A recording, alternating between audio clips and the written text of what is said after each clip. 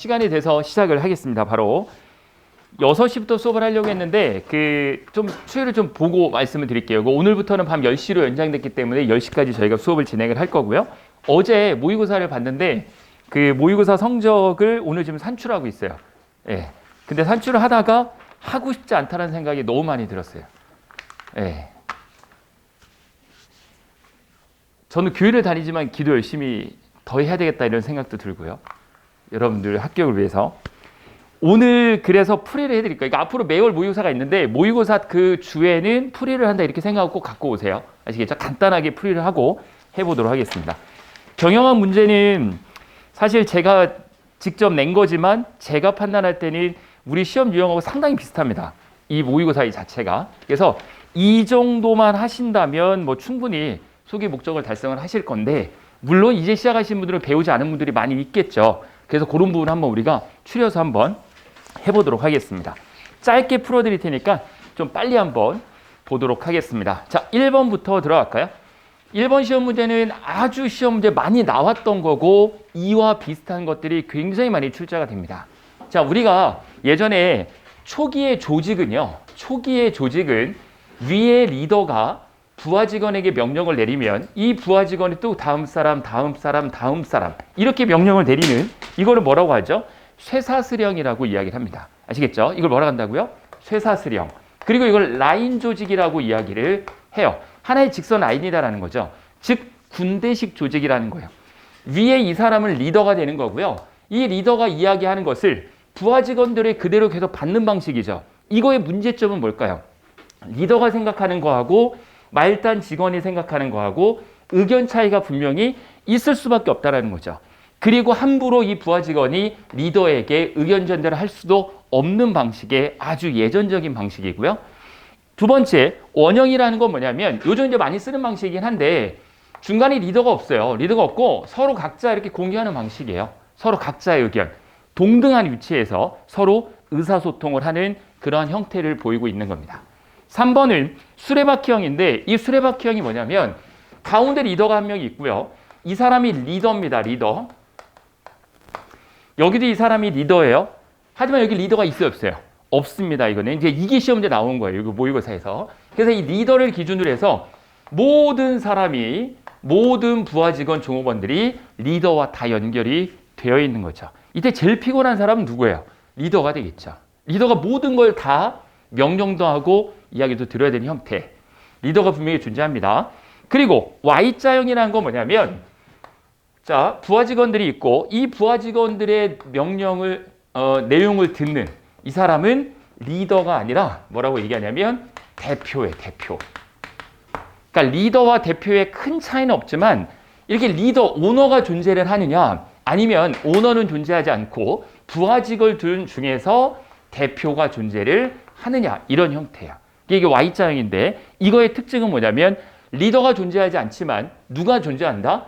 부하 직원들 중에서 즉 종업원들 중에서 누군가 한 명은 대표가 나타난다. 이게 Y자형의 주된 특징이 되겠죠. 됐나요? 그럼 정답 몇 번이에요? 1번. 당연히 정답.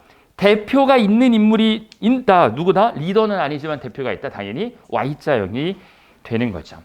내용이 되시죠? 요거는 아직 배우지 않았지만 뒤에 배우게 될 거고 우리 시험 문제, 최근 문제로 가장 많이 출제될 유형 중에 하나입니다. 자, 넘어가겠습니다. 그 다음에 2번은 뭐 솔직히 틀리시면 안 되죠. 이거 외웠다면 바로 맞히셔야죠. 2번은 제일 중요한 게 뭐죠? 제일 중요한 거 테일러 시스템에 대한 설명을 올바르지 않은 거죠. 두 가지를 비교하시면 돼요. 테일러 시스템과 포드 시스템이 있는데 포드 시스템이 동시관리라고 했죠. 정답은 4번이 틀렸죠. 동시관리는 포드 시스템이 되겠습니다. 자, 혹시라도 테일러 시스템과 포드 시스템 모르시는 분이 계시다면 제가 지금 설명드리기엔 너무 시간이 오래 가니까 이 동시관리만 말씀을 간단히 드려볼게요. 동시관리는 가장 중요한 게 포드 시스템의 가장 대표적인 방식인데 이 동시라는 게 누구와 누구의 동시를 맞춘다는 거예요. 사람과 즉 작업자와 그리고 기계가 동시에 시간을 맞춰서 작업을 수행을 한다는 거죠. 그래서 우리가 컨베이어 벨트라는 게 있어요. 컨베이어 벨트가 자동차가 매달려가지고 쭉 이렇게 넘어오죠. 우리는 여기에 사람이 서 있어서 이 자동차에 타이어를 계속 끼는 거예요. 여기서부터 끼기 시작했는데 이 지점까지 오면 타이어가 딱 껴지는 거죠. 이걸 맞추는 거예요. 기계하고 사람의 손속도를 똑같이 맞춰가지고 목적이 뭐다? 목적이 대량 생산이 가장 중요한 목적이다. 이게 이제 핵심이 되는 거죠. 포드 시스템에서. 됐죠? 당연히 정답은 4번이고 너무너무 쉬운 문제이죠. 포드 시스템과 테일러 시스템 꼭 좀 기억을 해두시고 제가 지금 외계어하고 있는 거 아닙니다. 배웠던 겁니다. 여러분들. 알겠죠? 체크 잘 해주시기 바라겠고 3번 주주에 대한 설명으로 올바르지 않은 건 무엇이냐? 자, 주주는 회사의 주인이다. 맞을까요? 틀릴까요? 맞죠? 주주는 회사의 주인입니다. 회사의 주인이 대표이사가 아니죠. 대표이사는 직원이에요. 주주들이 임명한 직원입니다. 직원. 맞죠? 주주가 회사의 대표예요. 실제로 주식, 즉 지분을 갖고 있다 이거예요. 올바르지 않은 건 무엇이냐? 당연히 정답은 4번입니다. 4번. 주주는 투자금에 대한 이자를 매년 정산받는다? 이자를 정산받는 건 누구예요? 채권자죠. 돈을 빌려준 사람. 그 회사에 돈을 빌려준 사람은 빌려준 금액에 대한 매월 이자, 매년 이자를 받고 있어요. 실제로. 그런데 채권자가 있고 주주가 있다면 채권자 이 사람들은 이쪽에 돈을 빌려줬기 때문에 이 회사가 망하면 이 회사는 이 사람들에게 돈을 변상할 의무가 있어요, 없어요? 있어요. 하지만 주주는 이 회사에게 돈을 댔죠. 이 회사가 망했어요. 그러면 돈을 받을 의무가 있어요, 없어요? 없어요. 이 사람은 투자한 거고요. 이 사람은 빌려준 거예요. 채권자죠. 이러한 특징들이 있다라는 거고 1번에 보시면 유한 책임을 진다. 이게 굉장히 중요한 내용이죠. 계속 설명드렸던 거예요. 무한 책임이 있고 유한 책임이 있는데 주주는 무슨 책임을 진다? 유한 책임을 진다. 어떤 유한 책임을 지냐? 이 사람이 예를 들어서 지분이 20%다. 그러면 이 앞쪽으로 오세요. 자리가 없어가지고 이 사람이 지분을 20%를 냈다면 이 회사가 빚이 1억이에요. 그럼 얼마의 책임을 지면 돼요? 20%만 책임을 지면 돼요. 아시겠죠? 본인 지분의 만큼만 책임을 지는 유한 책임이다. 이렇게 보시면 되겠습니다. 정답은 그래서 4번이 되겠고요. 모의고사 어제 본 겁니다. 혹시 없으시면 사무실 가서 테이블에 갖고 오시면 돼요. 네. 자, 그 정답은 당연히 4번이고요. 4번 같은 문제도 아주 많이 나오는 그런 유형입니다. 우리 시험 문제에도 좀 재밌는 문제들이 많이 나오는데 다이소라는 거는 이제 기출문제는 아니고 제가 만든 거고요. 다이소 제품은 1,000원이라는 지각을 하고 있다. 우리가 보통 1,000원샵 많이 들어보셨잖아요. 일본에서 많이 유행하는 1,000원 샵이 뭐죠? 일본에 가면 많이 있잖아요. 일본 한 번도 안 가보셨어요? 네? 있잖아요. 일본 오사카 가면 많이 있는데요. 좋습니다. 제가 일본이니까 얘기는 하지 않고 우리나라 다이소 샵이 1,000원짜리 다이소 하면 1,000원이라는 게 지각되어 있다. 오늘 배울 거거든요. 인식되어 있다. 인간이 지각되어 있다. 1,000원이라는 게 이거를 기준으로 해서 가격을 매겨보겠다는 거죠. 정답은 당연히 3번이죠. 수요지향적인 방법 중에 지각된 방법입니다. 수요지향적이라는 게 누구죠? 소비자의 입장에서 가격을 매기겠다 이거예요. 소비자의 입장에서 가격을 매기는 것은 수요지향적인 방법이고 비용지향적인 것은요. 생산자의 입장에서 가격을 매기겠다라는 거죠. 다이소 하면 너무 비싸면 안 사잖아요. 일반적으로 딱 1,000원이라는 인식이 있기 때문에 다이소의 가격은 물티슈를 1,000원으로 결정하는 것은 수요지향적인 방법 중에서 바로 뭐다? 지각된 방법이다. 됐죠? 정답 그래서 3번으로 보시는 게 가장 좋습니다. 다음 5번 문제로 넘어가서 5번 문제도 경영자에 대해서 한번 설명을 드렸었습니다. 올바르지 않은 것은 무엇이냐? 당연히 소유 경영자. 예전에는 이제 소유와 경영을 같이 했었잖아요. 요즘은 소유와 경영을 분리하는 걸 기본으로 하고 소유 경영자는 단기 이익을 추구한다? 아니죠. 장기 이익을 추구하는 게 일반적이고요. 그러면 장기 이익을 추구하는 건 이제 소유 경영자가 우리 회사를 1년만 하고 안 할 거다 이런 생각하는 사람 없잖아요. 장기적으로 10년, 20년 미래를 보고 투자도 하고 미래를 보고 경영을 할 거 아니에요. 주인은. 하지만 수탁 경영자는요. 수탁 경영자 같은 경우에는 회사가 너무 어려워요, 지금. 그래서 급하게 전문가라든지 이쪽 분야의 경영을 잘하는 사람을 일시적으로 파견한 사람이에요. 이 사람들의 입장은 장기 비전을 가질 필요가 없죠. 이 사람들이 오히려 단기에 대한 이익을 신경을 써야 되는 사람들이에요. 됐죠? 정답은 그래서 1번이 정답이 되는 겁니다. 됐나요? 이해 가시죠? 꼭 좀 기억을 하시기 바랍니다. 나머지는 한 번씩 좀 읽어보시면 될 것 같고요. 6번 직무 분석에 대한 설명으로 올바르지 않은 건 무엇이냐라고 되어 있어요. 직무 분석에서 밝혀야 될 항목으로 올바르지 않은 것. 당연히 직무 성과는 상관이 없겠죠. 직무 성과는 관련이 없고 이거 이외에 여러 가지가 있었습니다. 직무 내용이 뭐고 노동에 대한 부담 정도가 뭐고 노동 환경이 어떻게 돼 있고 이런 것들을 여러 가지를 알아봐야 되겠죠. 직무 성과는 뭐를 기준으로 할 때 인사고과에 반영을 할 때 성과 측정을 할 때 보통 밝히는 게 되겠죠. 정답 당연히 2번이 되겠고요. 7번 정말 많이 나오는 유형이죠. 사실 여기 있는 거는 다 많이 나오는 내용이긴 한데 7번 문제는 이렇게 한번 생각을 해보시자고요. 여러분들이 사업을 처음 시작합니다. 기업을 처음 세웠어요. 그럼 처음에 도입기가 있죠. 점점점 성장을 할 겁니다. 그리고 이렇게 성숙기를 거쳐서 쇠퇴기가 올 거예요. 이렇게 나누는 거예요. 이렇게 나눠서 이 기업이 처음에 탄생했다. 무슨 기업? 도입기라고 이야기를 하고요. 처음에 도입기에는 돈을 벌 수 있어요? 없어요? 없어요. 그리고 나서 도입을 해서 어느 정도 정착을 시키려고 요 단계, 이게 바로 성장기라고 이야기를 하는 거죠. 기업이 이제 성장을 해야 되죠. 그래야지만 인력도 더 뽑고 돈도 더 많이 벌 수 있으니까. 그리고 기업이 돈을 가장 많이 버는 이때가 바로 뭐냐면 성숙기다라고 합니다. 성숙기. 됐죠? 모든 기업의 목적은 성숙기가 길어지는 것을 목적으로 두지만 성숙기가 길어지지 않고 중간에 회사의 모든 사업을 접는 쇠퇴기에 빠질 수 있다. 쇠퇴기는 중요한 거 아니니까 이걸 쓰겠습니다. 쇠퇴기가 올 수도 있다. 됐죠? LG가 핸드폰을 사업을 접어요. LG가 핸드폰 사업이 잘 됐다면 성숙기가 계속 이어졌어야 되는데 그러지 못하고 이제 접는다라는 거죠. 기업의 목표는 뭐죠? 기업의 목표는 성숙기를 오래 유지하는 게 목표예요. 기업은. 아시겠죠? 그러기 위해서 여러분들이라면 어떻게 하시겠습니까? 이 기업이 성숙기가 오래 유지되려면 여러분들이라면 해야 될 정책이 뭐냐? 계속 신제품 개발을 해내야 돼요. 아시겠죠? 갤럭시 S1, S2, S3를 계속 업그레이드 되잖아요. 왜 그렇게 업그레이드 시키겠어요? 삼성 핸드폰이 성숙기를 늘리려고 하는 거 아니에요. 계속. 아시겠죠? 새로운 업그레이드 모델을 계속적으로 내놔야지만 유지를 오래 할 수 있다. 정답은 당연히 2번이고요. 됐죠? 2번으로 생각하시면 돼요. 다 맞으셨겠죠? 자, 그래서 7번의 정답은 당연히 2번이 되겠고 나머지들도 한 번씩 1, 3, 4번도 꼭 읽어보세요. 저는 시간이 없으니까 넘어가겠지만 읽어보시고 모르는 거 질문하시면 됩니다. 자, 8번 문제. 동기유발에 대한 엘더포의 ERG 이론의 설명으로 올바르지 않은 건 무엇이냐? 자, ERG, 생존, 관계, 성장이 되겠죠. 생존, 관계, 성장.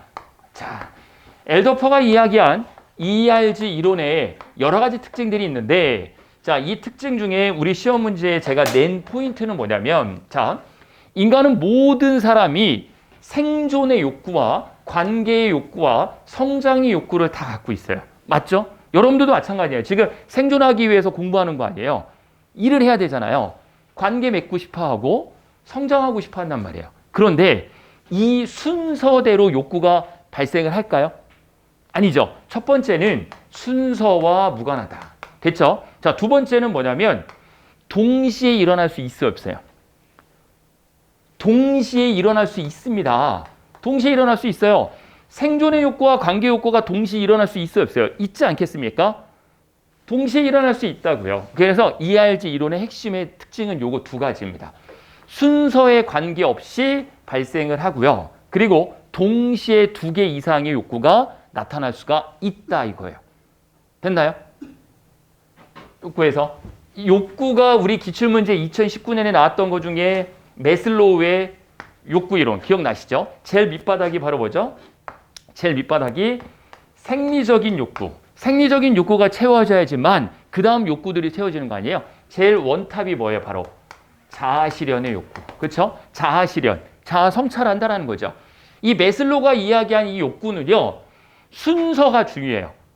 순서대로 욕구가 형성이 된다라는 거고 동시에 두 개 이상이 욕구가 들어올 수가 없다라는 거예요. 매슬로우는.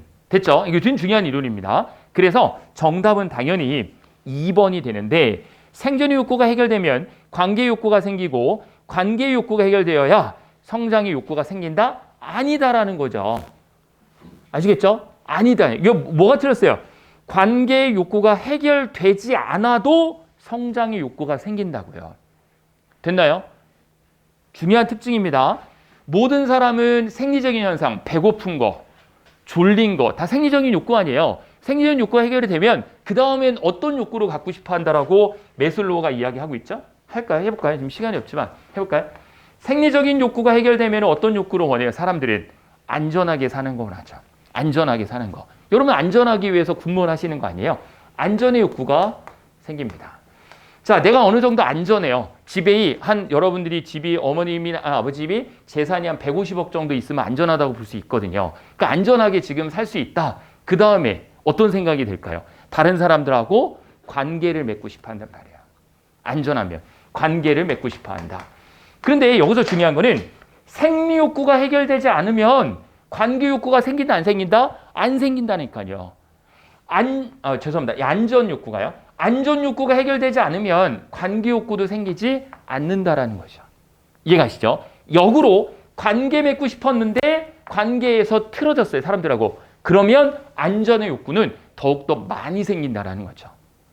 됐나요? 그렇게까지만 이해해 주세요.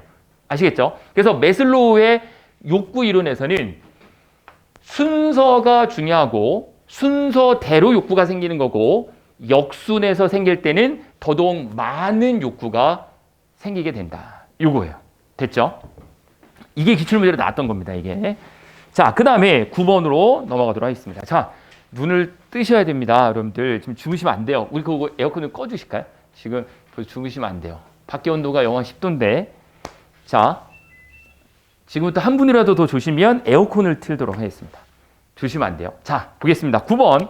신제품 출시와 관련해서 조사원에 직접 또는 기계장치를 통해서 조사 대상자의 행동을 관찰한대요. 관찰한 것을 기록한대요. 당연히 무슨 조사겠어요? 관찰 조사가 되는 거죠. 뭐 아주 쉽죠. 거의 문제에 답이 있어요. 답이. 됐죠? 정답은 당연히 4번이 되겠고요. 10번 문제로 넘어가겠습니다. 핵심적인 내용이 굉장히 중요한데 10번의 핵심은 뭐냐면 현재의 사업 분야와 기술, 시장, 유통망 등에서 고기 비추기셔야 돼요. 공통적인 요소가 없는, 이게 중요한 거예요.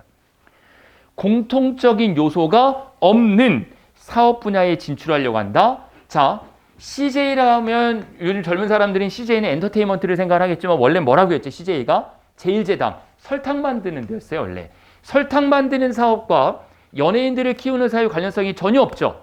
이거를 비관련, 관계가 없으니까 비관련 다각화라고 하는 거예요. 관련이 없는이 아니라 관련이 있으면요. 관련 다각화. 어렵지 않잖아요. 그거요. 그 정답 당연히 뭐예요? 3번이 되는 거죠. 3번. 제일 중요한 게 뭐라고 그래서 공통적인 요소가 없어야 되는 거예요. 공통적인 요소가 있으면 관련 다각화. 차이점 이해되시죠? 그렇게 이해하시면 되고요. 시장 세분화는 다 아시죠? 타겟 시장 잡아가지고 세분화한다. 수직적 통합, 수평적 통합. 제일 중요한 게 뭐죠? 여기에서 전방 통합, 후방 통합. 안 배우신 분들 물론 계시겠지만 한 번 더 오늘 해보는 내용 중에 하나 있습니다. 알겠죠? 거기까지 말씀을 드릴게요. 자, 그 다음에 11번 넘어가서 이건 기출문제를 18년도에 나왔던 거 아니에요. 제일 중요한 단어가 뭐냐면요. 의미가 없이요. 의미가 없어야 돼요. 1은 남자, 2는 여자를 정할 때 의미가 있으면 안 돼요. 아시겠죠? 남자가 키가 크니까 1이고 여자가 키가 작으니까 2다. 이거 의미가 있는 거예요. 그런 거는 서열척도라고 하는 거예요. 의미가 있으면. 근데 의미가 없이 그냥 1은 남자고 그냥 2는 여자면 이거는 명목척도라고 하는 거죠. 됐나요? 차이점 아시겠죠? 제일 중요한 게 그래서 의미가 있냐 없냐 이런 거고요. 등간척도라는 것은 간격을 두는 거죠. 90점도 수, 95점도 수. 그래서 90부터 100까지는 수, 80부터 89까지는 우. 간격을 주는 것을 등간척도. 비율척도라고 하는 것은 플러스와 마이너스 기준으로 0을 기준으로 해서 일정한 비율, 증가했냐 감소했냐. 증가할 때는 뭐, 감소할 때는 뭐 이런 식으로 비율을 두는 그런 방식이 됩니다. 절대 0점을 기준하는 거죠. 자, 12번으로 넘어가서 신뢰도 측정에 대한 설명으로 올바르지 않은 건 무엇이냐? 신뢰도 측정 부분도 좀 더 깊게 한번 해보도록 할 건데 신뢰도는 뭐다 하면 나오는데 정답이 2번입니다. 왜냐하면 검사, 재검사 방법은요. 테스트를 동일한 집단을 대상으로 장소를 달리해서 실시한 후에 이 측정 결과가 일치하면 신뢰도가 높고 일치하지 아니하면 신뢰도가 낮다? 얼핏 보면 맞는 것 같은데 틀리죠. 장소가 아니라 뭐가 달라야 돼요? 시간이 달라야 되는 거죠. 시간. 여러분들이 연구원이라고 생각을 해보세요. 동일한 환경과 동일한 장소, 동일한 온도, 습도에서 측정한 게 지금 측정한 거와 1시간 후에 측정한 거를 비교를 해서 할 수 있잖아요. 그런데 장소가 달라버리면 환경 요소들이 달라지니까 이거는 동일한 실험이라고 할 수가 없거든요. 됐죠? 그렇기 때문에 장소가 다르면 안 되고요. 시간을 달리해서 측정하는 게 신뢰도 측정에 가장 좋다라는 거죠. 됐죠? 그래서 장소가 아니라 당연히 시간으로 보시면 되겠습니다. 13번 보겠습니다. 13번 문제도 쉽죠? 회계 카트에 대한 건데 쉽게 문제 낸 거예요. 자, 한번 문제 보겠습니다. 문제 한번 읽고 볼게요. QLED TV에 1000대를 팔아서 목표 이익률 20%를 달성하려고 한다. QLED TV 변동 비용은, 변동비가 비용이에요. 어쨌든 비용은 120만 원일 때 한 대 가격을 얼마로 정해야 되느냐라는 부분이에요. 얼핏 보면은 굉장히 쉬워 보이는데 실제로 계산하려고 보면 굉장히 어려워요. 실제로 막상 혼자 아무것도 없는 상태 풀어보려면 식을 어떻게 해야 될지 모르는데 저는 어쨌든 회계 파트의 강의를 제가 어차피 해드릴 건데 회계는 공식을 외워야 돼요. 공식. 근데 이거를 정말 최소화시킬 거예요. 공식을 외우는 거는. 그리고 그냥 흐름대로 우리가 한번 이걸 볼 거예요. 회계 파트에 대해서는. 우선 이거의 핵심이 뭐냐면 자, 여러분들이 생각 한번 해보세요. 판매 비용에서요. 자, 보겠습니다. 판매된 그 비용이 있을 거 아니에요. 판매액. 비용이라고 하면 좀 어렵나요? 판매액이라고 할까요? 판매액에서요. 비용을 뺐어요. 비용. 판매된 금액에서 비용을 뺐어요. 그럼 그게 뭐가 되는 거죠? 우리가 상식으로 봤을 때. 이게 뭐가 되는 거예요? 수익이 되는 거 아니에요? 맞잖아요. 판매된 금액에서 비용을 빼면 그게 수익이 된다. 이거는 모르는 사람 없잖아요. 정말. 기본적인 겁니다. 이거는. 그러면 판매 금액이 얼마냐 이거 물어보는 거 아닙니까? 시험 문제가. 비용은 두 가지가 있어요. 고정비가 있고 변동비가 있는데 고정비가 얼마고 변동비가 얼마고 그거 다 안 나와 있잖아요. 그냥 비용이 얼마래요? 120만 원이래요. 120만 원. 그러면 몇 퍼센트의 이익을 얻고 싶어 한대요? 20%의 이익을 얻고 싶어 한다는 거예요. 됐나요? 그러면 이거를 조금 더 우리가 달리 한번 따져볼게요. 그러면 120만 원이라는 거는 내가 확실히 아는 거죠. 이 120만 원 뭐라고요? 비용이에요. 비용. 자, 비용은 그럼 어떻게 계산하면 돼요? 여러분들이 봤을 때. 비용을 어떻게 계산하시면 돼요? 비용 120만 원 어떻게 계산하시면 돼요? 판매 비용에서 판매액에서 빼기 수익금. 맞나요? 수익률. X에서요. 수익률 얼마를 얻기 원한대요? 20% 얻기 원한다고 했죠? X 곱하기 0.2. 이게 얼마라고요? 120만 원이라고요. 따라서 X는 얼마가 되는 거예요? 그러면 150만 원이 되겠죠. 이게 답이에요. 이게 답. 공식을 외우려고 하지 마시고 의미를 먼저 생각을 해주세요. 의미를. 공식 다 외우려면 그 회계학과 보통 4년 단위, 2년, 4년 단위인데 그거 어떻게 공부 다 할 거예요? 어렵지 않잖아요. 핵심이 이거죠. 자, 역으로 생각해 볼게요. 역으로 생각해 볼게요. 150만 원짜리를 얼마의 이익을 붙여서 판매하니까 비용이 120만 원이 되더라. 그러니까 얘가 얼마가 되는 거예요? 30만 원이 되는 거 아니에요. 맞죠? 30만 원. 150만 원의 10%는 15만 원. 20%는 30만 원. 그래서 30만 원 20%예요. 이걸 모른다면 이게 30만 원이라는 거 금방 나오잖아요. 30%, 20%. 됐죠? 여러 번 계산해 보세요. 여러 번. 그러면 딱 감이 올 겁니다. 정답은 당연히 150만 원이 되는 겁니다. 150만 원. 됐죠? 14번으로 넘어가서 다음 설명적 올바르지 않은 건 무엇이냐라고 되어 있고 제조 기업이 원재료의 공급업자를 인수한다. 자, 이렇게 한번 생각을 해보시자고요. 이게 뭐냐면 자, 눈 크게 뜨시고 보셔야 됩니다. 내가 이 물건을 만들려고 합니다. 그러면 이 물건을 만들 때 제일 첫 번째 원재료를 공급하는 업체가 있어야 되잖아요. 원재료를 공급하는 업체가 있어야 돼요. 그렇죠? 원재료를 공급을 했으면 제조업체가 있어야 되겠죠? 만들어야 될 거 아니에요. 이거를 제조업체 있어야 되겠고 그리고 판매하는 업체가 있어야 되겠죠? 이게 가장 기본이죠. 원재료를 공급하는 공급업체들이 물건을 대면 제조업체들이 물건을 만들고 판매업자들이 판매를 하는 이게 가장 일반적인 형태예요. 보통 기업은 여기서 핵심 기술이 바로 뭐죠? 핵심 기술. 바로 제조만 맞잖아요. 제조만. 자동차도 마찬가지예요. 타이어, 현대자동차에서 생산 안 합니다. 더 잘하는 데 생산해서 받는 거예요. 제조가 핵심이잖아요. 여기서요. 그래서 제조를 기준으로 한다면 제조를 기준으로 해서 여기는 소비자가 있겠죠. 소비자. 제조를 기준으로 해서 이 회사가 이 원재료 공급 회사가 앞으로 미래지향적이어서 이 회사를 통합을 할 수 있죠. 통합이란 말 무슨 말씀인지 아시잖아요. 그죠? 이 회사를 트러스트 할 수 있다는 거예요. 트러스트라는 건 통합이거든요. 결국 합병을 한다는 거예요. 합병. 이 회사가 이 회사를 합병한다. 근데 제조회사는 뒤에 있는 건데 이 회사를 기준으로 해서 원래 뒤에 있던 제조회사 원료 공급을 통합한다. 후방 통합이라고 이야기를 하는 거고요. 됐죠? 그리고 제조회사인데 판매되는 하이마트 얘네들이 너무 잘 팔아요. 근데 재정적으로 어렵대요. 그래서 삼성전자가 하이마트를 인수해버리는 거예요. 전방통합이라고 이야기를 하는 거예요. 어렵지 않죠? 많이 나옵니다. 됐나요?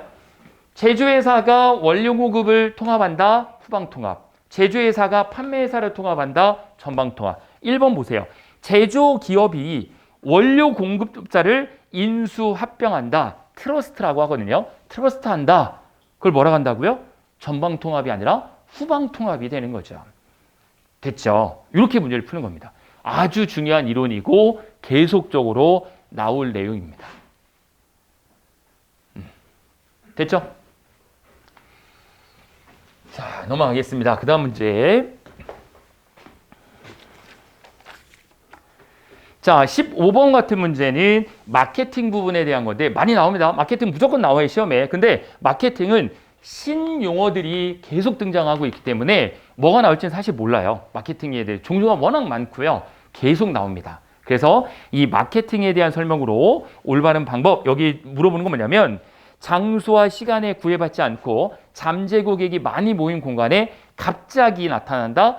게릴라성 전투 들어보셨죠? 게릴라성 전투 똑같은 거예요. 그래서 게릴라 마케팅을 의미하는 거고요. 정답 당연히 4번이 되겠습니다.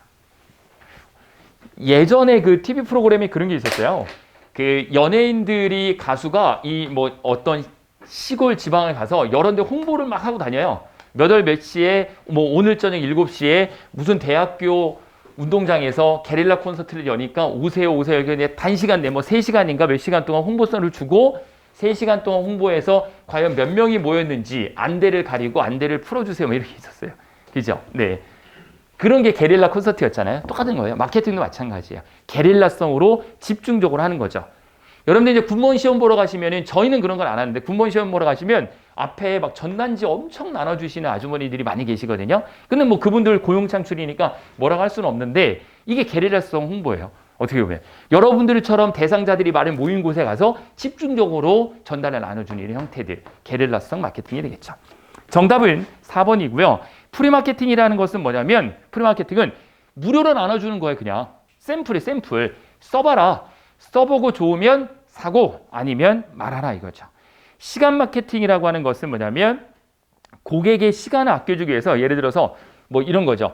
마트를 갔는데 자동차 세차장이 그 마트 2층 주차장에 있는 거예요. 그래서 나는 마트를 보는 동안에 세차를 맡기면 나는 마트도 보고 세차도 하는 거 아니에요. 이게 고객의 시간을 아껴주는 마케팅. 이게 시간 마케팅의 가장 대표적인 겁니다. 이해되시죠? 그런 것들. 그리고 텔레마케팅이라는 건 전화죠. 전화를 통해서 마케팅하는 거. 자, 정답은 그래서 4번이 되겠고요. 16번 문제도 기출문제로 나왔던 겁니다. 정말 쉬워요. 민주군무원 학원 홈페이지 고객이 5만 명인데 광고를 보고 5만 명이 열람을 했다. 그중에 10,000명이 방문을 했다. 방문율 몇 프로? 20%. 5만 명 중에 10,000명에서 방문율 20% 아니야. 됐죠? 그 다음에 그중에 4,000명이 가입을 했다. 가입률 몇 프로? 40%. 어렵지 않죠? 그중에 2,000명이 동영상 강의를 결제했다. 결제율 50%. 이거 틀린 사람 어디 있냐고요. 나왔던 문제예요. 근데 시험에. 기출문제로. 용어만 좀 바꾼 거예요. 제가. 정답은 당연히 그래서 3번이 되겠습니다. 50%. 자, 그 다음에 17번으로 넘어가서 저의 뭐 17번 같은 문제는 안 배웠으니까 틀려도 된다라고 이해하겠습니다. 이해하지만 그래도 맞출 수 있습니다. 트러스트라는 건 뭐냐면 기업 합병이라고 하는 거예요. 기업 합병.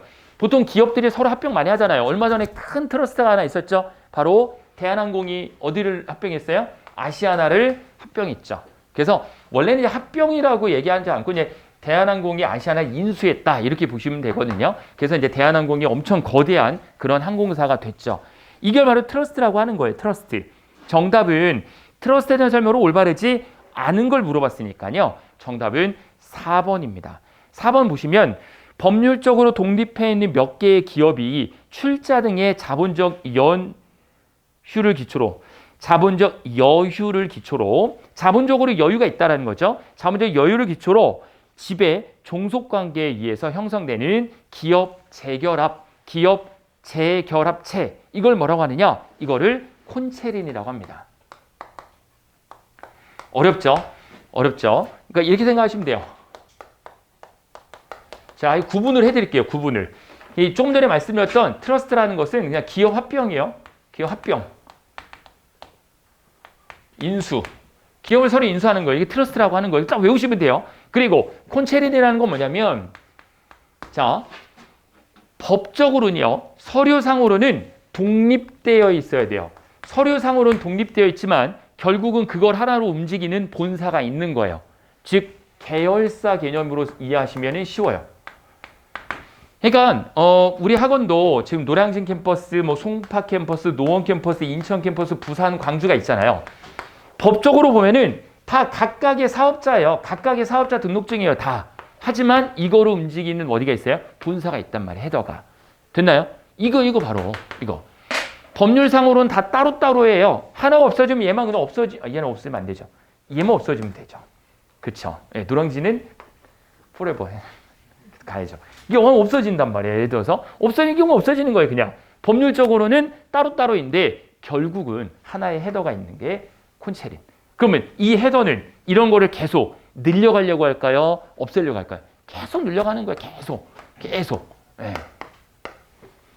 자, 그 다음에 또 어떤 게 있냐면 아주 중요한 용어가 하나 있어요. 여기 하나 빠져있는 게 하나 있는데 카르텔 들어보셨나요? 카르텔. 정말 중요한 겁니다. 경영학에서. 카르텔이라는 건 뭐냐면 안 좋은 얘기로요. 담합. 동일한 업체끼리 모여가지고 우리 가격을 얼마 이상으로 낮추지 말자. 담합. 이거 공정거래법 위반이에요. 하지만 좋게 말해서 카르텔, 나쁘게 말하면 담합. 됐죠? 이거예요. 담합. 가격을 얼마로 낮추지 말자. 이렇게 못을 박는 거죠. 정답은 4번이 되겠고요. 18번도 나왔던 문제를 비슷하게 만든 거죠. 마케팅 전략에 대한 설명으로 올바르지 않는 건 무엇이냐? 자, 여행사가 호텔 사업을 추진하는 것을 다각화 전략이라고 한다. 비다각화예요? 다각화예요? 다각화. 왜? 여행이랑 호텔은 연관성이 있을까요? 없을까요? 있잖아요. 여행 가면 호텔에 자야 되잖아요. 물론 우리 이제 여행 가면 호텔에서는 비싸서 못 자서 다른 데 주무시겠지만 어쨌든 호텔 사업, 거기에 있는 여행 사업에 호텔 사업은 연관성이 있어요. 그러면 다각화. 연관성이 없으면 비다각화. 됐죠? 1번 맞습니다. 아기비누를 성인에게 판매한다. 아기비누를 성인에게 판매한다는 것은 아기비누가 판매되는 시장이 없었던 시장을 새로운 시장을 개척하는 거 아니에요. 새로운 시장을 개척하는 시장 개발 전략이죠. 시장 개발 전략. 시장 침투 전략이라고 하는 것은 기존 시장에 새로운 제품을 갖다 던지는 거죠. 기존 제품에. 그렇죠? 시장이 침투하는 거. 그러니까 시장 침투 전략 시험제 정말 많이 나왔었는데 시장 침투 전략의 전략 제일 첫 번째가 뭐죠? 여러분이라면 어떻게 하실 거예요? 여러분들이 정말 좋은 아기 비누 하나 만들었어요. 이게 너무 좋아요. 제가 써보니까 너무 좋아요. 그래서 기존의 아기 시장에 갖다가 판매할 거예요. 이 제품을. 그럼 여러분들이라면 어떤 전략으로 갖다 판매할 거예요? 가격을 낮추는 것밖에 없죠. 가격을 낮추는 거 이외에 뭐가 있어요? 기존 선두권에 있는 이 비누를 사지 새로운 제품을 가격이 비싸면 소비자가 안 사죠. 그래서 가격을 다운시켜서 시장에 침투해서 이 어느 정도 침투가 됐다면 가격을 올리는 이런 정책을 쓰는 게 시장 침투의 가장 기본적인 형태입니다. 여러 가지 마케팅이 뒤에 나올 거예요. 자, 정답은 그래서 2번이 틀렸고요. 나머지는 한 번씩 보시면 되겠습니다. 자, 그 다음에 19번으로 넘어가서 회계의 일반적인 원칙으로 올바르지 않은 것. 회계는 신뢰해야 됩니다. 누가 봐도 신뢰성이 있어야 되고 회계는 정확 근거의 원칙이 있어야 된다고 되어 있는데 이걸 원칙이라 할 것도 없이 당연한 거라요. 간단 명료의 원칙이 맞겠죠. 회계는 간단해야 돼요. 서술형으로 쓰면 안 돼요. 회계는 간단해야 되고 명료해야 돼요. 2번 틀렸습니다. 2번 당연히 틀렸어요. 정확하지 않은 걸 회계자료로 쓰는 것 자체가 원칙이 아니에요. 그거는 당연한 거라는 거죠. 당연한 거예요. 그리고 중요성의 원칙, 중요한 포인트에 빨강색 처리한다든지 별표 처리한다든지 밑줄 처리하고 실질 우선의 원칙 당연히 있어야 되고요. 이거 이외에도 여러 가지 원칙이 있습니다. 자, 정답은 당연히 2번이고요. 20번, 솔직히 20번 틀리면은 정말 안 됩니다. 이거는. 아무리 회계를 못해도 처음 하는 사람이라도 다 아실 수 있는 거예요. 20번 보겠습니다. 2021년 민족기업의 총 자산은 150억입니다. 자산은 뭐 플러스 뭐죠? 자산은 뭐 플러스 뭐예요? 자본 플러스 부채입니다. 자본 플러스 부채예요. 이거는 뭐 안 외우면 이거 못 외우면 이건 시험장 갈 필요가 없죠. 자산은 자본 플러스 부채입니다. 자본 플러스 부채. 저는 대전에서 초등학교, 중학교, 고등학교를 나왔는데 대전에 가면은 은행동이라는 데가 있어요. 은행동. 여기가 이제 은행동이고 은행동은 대부분 지금 어떻게 변했는지 모르겠지만 제가 기억하기로는 10대 학생들이 아주 많이 포진되어 있는 저도 고등학교 때 은행동에 있는 숲노래방이라고 있어요. 그때는 노래방이 500원에 한 곡이었어요. 500원 한 곡. 굉장히 비쌌죠. 근데 벌써 몇십 년 전인데 500원 넣고 노래 한 곡. 중간에 끊으면 안 된다고 했었잖아요. 그래서 숲노래방이라고 해서 이 은행동 쪽을 많이 다녔고 20대가 되면은 이쪽으로 많이 왔어요. 이쪽이 20, 30대. 대흥동이라고 하는 데가 있는데 이 사거리예요. 대흥동이라는 곳에 20, 30대인데 제가 고등학교 때니까 벌써 이게 엄청 오래전 얘기인데 이 건물이 하나 있어요. 요 코너에 있는 어마어마하게 큰 건물이 있어요. 여기는 백화점이 있고 갤러리아 백화점이 있고 여기에는 어마어마한 큰 건물이 있는데 이게 아직까지 요번 명절 때도 내려갔다 왔는데 아직까지 이 건물이 그대로 방치되어 있어요. 이 건물 어마어마한 부지에 엄청 코너이기 때문에 좋아요. 또 여기는 중앙로역이기 때문에 역세권 중에 초역세권이란 말이에요. 이렇게 좋은데 이거를 얼마에 판매하느냐? 정확히 2억 7천만 원까지 매물이 나왔어요. 굉장히 높고 엄청나게 부지가 큰데 2억 7천에 이 건물을 살 수 있습니다. 2억 7천. 여러분들도 살 수 있어요. 대신 2억 7천에 이 건물을 인수하는 순간 여러분들의 통장에서는 빚이 4,300억 원이 생긴 거예요. 오히려 건물보다 빚이 더 높은 거예요. 그러니까 손을 못 대는 거죠. 사람들이. 이 2억 7천은 세금만 내고 사가라 이거예요. 그러니까 공짜로 줄 테니까 세금만 낼 돈이 있으면 세금 내고 사가라 이거예요. 자본은 내 돈입니다. 부채는 네 돈이에요. 네 돈. 아시겠죠? 그러니까 빌린 돈. 그러니까 내 돈, 네 돈. 그게 자산이에요. 그러니까 자산을 증가하는 방법은요. 여러 가지가 있어요. 돈을 대출 많이 받으면 돼요. 대출 많이 받으면 자산 많아지는 거예요. 그러니까 자산가들이 그렇게 좋은 거는 아니죠. 자본이 많아야 되는 거죠. 아시겠죠? 자본이. 보통 사기꾼들이 부채를 엄청 늘려놓고 자산이 얼마다 막 이러잖아요. 건물 갖고 있는 사람 중에 100% 자본을 갖고 본인이 산 사람 거의 없어요. 다 빚내 갖고 사는 거죠. 그렇죠? 너무 비싸니까 자본으로 살 수가 없죠. 그래서 내 돈 플러스 네 돈이 부채예요. 이건 꼭 좀 기억을 하시면 돼요. 이것만. 이건 나중에 회계할 때 아주 중요하게 말씀을 드릴 건데 자, 그럼 이 문제를 어떻게 쉽게 풀 수 있냐? 총 자산이 150억 원이다. 자산이 150억 원. 150억 원의 자산을 갖고 있고 그리고 자본금이 90억이다. 자본금이 얼마라고요? 90억입니다. 90억. 됐죠? 90억. 그리고 이익 잉여금이라는 게 뭐냐면 이익을 냈는데 보통 회사는 이익을 내고 그 이익금에 대해서 주주들에게 배당을 해주거나 돈을 나눠주잖아요. 그리고 남은 돈이 또 있어요. 그 남은 돈, 오버된 돈이에요. 잉여된 거예요, 잉여된 거. 그러니까 내가 사업을 해서 돈을 벌었는데 내가 90억을 갖고 있는데 올해 사업을 해서 50억을 벌었고 나눠주니까 30억이 남았다. 이거 자본으로 봐야 되죠. 자본입니다, 이것도. 나눠주고 남은 돈이니까요. 30억. 됐죠? 이익잉여금. 그러면 뭘 물어봤어요, 지금? 부채가 얼마냐 이거 아니에요? 이거 틀린 사람 어디 있냐고요, 얘가. 얼마예요? 정답은 30억이 되는 거죠. 그래서 이익잉여금이 뭔지 모르시는 분이 있느냐? 네, 이걸 물어보는 문제입니다. 제가 이렇게 얘기하는 게 좀 어렵지는 않으신데 조금 집중해 주셔야 돼요. 왜냐하면 제가 이렇게 수업하는데 다른 거 없이 여러분들이 합격을 해서 나가시는 게 제일 좋거든요. 근데 정말 시간 낭비하는 게 제일 안 좋아요. 강의하는데 여러분들이 조신다, 주무신다. 그럼 누구 책임이라고 했어요? 제 책임이에요, 제 책임. 제 책임. 왜냐하면 영화를 보는데 영화가 너무 없어서 너무 재미가 없어서 졸아요. 누구 잘못이에요? 감독 책임이죠. 영화를 그렇게 만들었으니까 조는 거 아니에요. 강의할 때 여러분들이 조는 거는 제 책임이기 때문에 제가 자꾸 깨워드리려고 하는 거거든요. 네, 좀 힘내셔가지고 좀 하세요. 이제 5개월밖에 안 남았습니다, 여러분. 지금 하지 않으면 내년엔 더 힘들어집니다. 꼭 좀 하셔야 됩니다. 자, 21번. 제조업과 서비스업의 차이점이 무엇이냐? 이거 묻는 핵심이 뭐냐면 제조업은요. 유형의 품목이에요. 유형의 제품. 그리고 서비스업은요. 무형의 제품이 되는 거죠. 그래서 유형의 제품과 무형의 제품의 차이점을 물어보는 겁니다. 제조업은 유형의 제품이기 때문에 하나의 제품이 생산될 때 일괄적으로 동일하게 생산이 되는 거죠. 일괄성이 굉장히 높아요. 하지만 서비스는 무형의 제품이기 때문에 누가 서비스하냐에 따라서 서비스에 대한 퀄리티가 달라진단 말이에요. 그래서 일괄성이 상대적으로 낮다 이렇게 보시면 되고요. 1번 맞습니다. 2번 제조업은 납기가 짧고 서비스는 비교적 길다. 자, 제조업은 납기일이 굉장히 길어요. 이 물건을 받는데 생산부터 소비자에게 넘겨지기까지 굉장히 길단 말이에요. 근데 서비스업은요. 뭐 요청했어요. 바로 들어줘야 되잖아요. 그렇죠? 여러분이 모의고사에 대한 신청을 하러 오셨으면 바로 해줘야 된단 말이에요. 비교적 짧죠. 뭐에 비해서?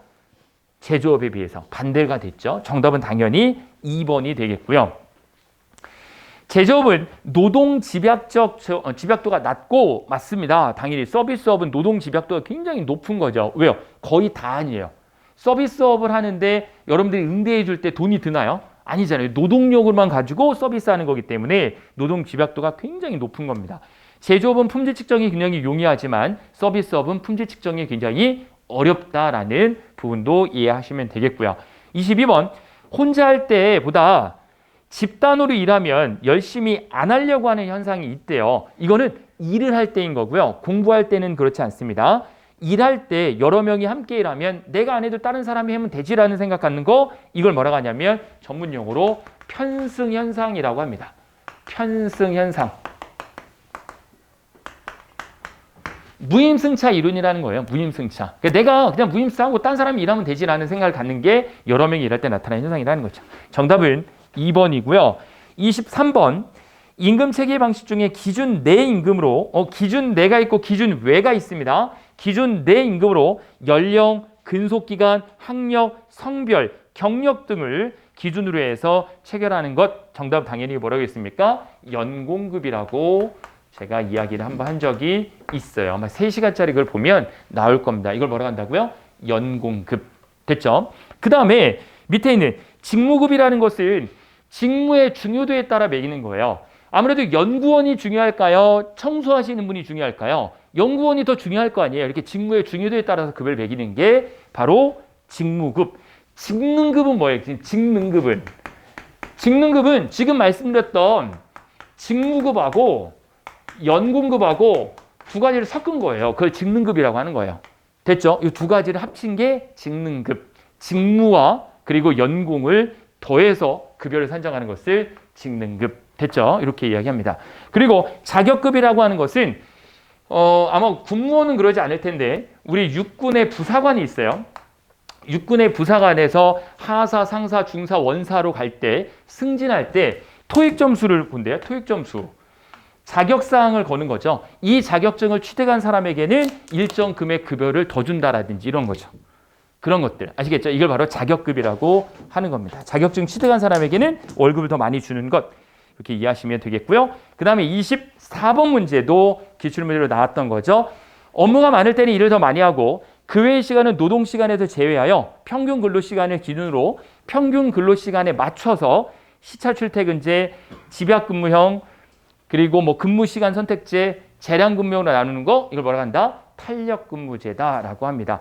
유연근무제 안에 다 포함되어 있는 겁니다. 유연근무제가 제일 큰 그림이고 이 유연근무제 안에 여러 가지 근무급이 나오는 거죠. 자, 그 다음 문제 보겠습니다. 마지막 25번까지만 하고 잠깐 쉬었다 할 테니까 잘 좀 봐주세요. 조금 길어졌네. 한 30분 하려고 했는데 자, 선티는 현금 자산입니다. 자산. 현금 자산이니까 자본이 거의 되겠죠. 근데 정확한 건 아니에요. 현금 자산이 5억 원을 10% 이자로 2년간 예금하였다. 2년 후에 미래 가치는 어떻게 되느냐? 자, 퓨처 밸류라고 하는 FV라는 게 있고 현재 가치라고 하는 PV라는 게 있어요. 다시 말씀드리면 이 미래 가치를 따질 때 퓨처 밸류라는 미래 가치가 현재의 5억이 2년 후에 5억과 똑같냐라는 거죠. 가치가 분명히 다르죠. 그게 얼마냐 이거 물어보는 거예요. 그게 얼마냐 이거 물어보는 거예요. 됐죠? 그래서 이 미래 가치를 구하는 공식은 어떻게 구하면 되냐면 아주 쉽습니다. 자, 5억을 갖고 있어요. 5억에다가 2년 후에 물가 상승률이라든지 여러 가지를 고려를 해서 더해주면 되는 건데 여기는 아예 못이 박혀 있어요. 몇 프로래요? 거기 뭐 몇 프로래요? 문제가 10% 이자율로 2년간 지급하겠다라는 거 아니에요? 그래서 5억에다가 내가 더해줄게. 연이율 10%로 몇 년간? 2년간. 됐죠? 그럼 어떻게 하면 돼요?